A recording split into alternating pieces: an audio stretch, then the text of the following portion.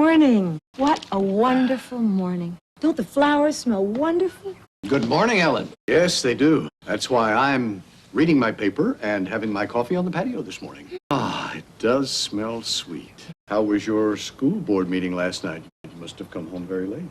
Did you find the sandwich I made for you? Thanks, dear.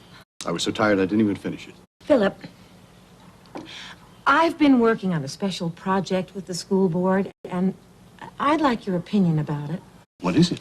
I've been trying to find a way to encourage reading. Good luck. Well, I think I may have found a way to do it.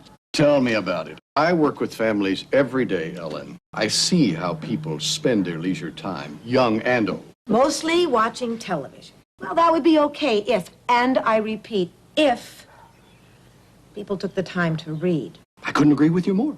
The question is, how do we get them to read more? I think you're going to give me the answer to that question. You have that look in your eye.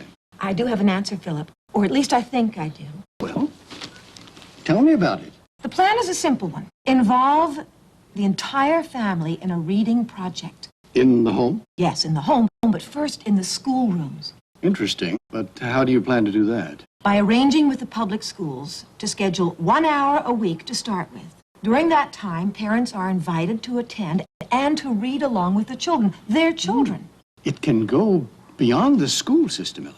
Really? I guarantee you it would go very well in the hospitals. My patients, mostly kids, would love to read and be read to. You think so? I know so. Maybe we can experiment with your patients and see how the plan works. I love the idea. Would you work with me on it? I would love to, Philip. And that way, we'll spend more time together, Ellen. We just don't see each other anymore. You and I are very busy these days. This is true. We need to find time to be together more, to do things together more. You and I. This would be a wonderful way to accomplish that. I have a question. Yes. What do we read? To the patients in the ward? Yes. Well, let's you and I talk about it. What would you like to read to them? Mrs. Stewart and I will read a poem by Robert Frost. It's called Stopping by Woods on a Snowy Evening. Would you begin, Ellen? All right. Stopping by Woods on a Snowy Evening by Robert Frost.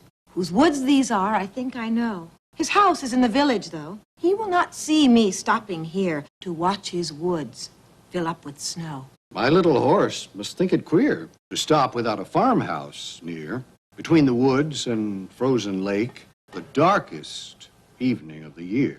He gives his harness bells a shake to ask if there's some mistake. The only other sounds, the sweep of easy wind and downy flake. The woods are lovely, dark and deep, but I have promises to keep, and miles to go before I sleep, and miles to go before I sleep. You two belong on stage. That was wonderful. Grandpa. Dad, Robbie, when did you come?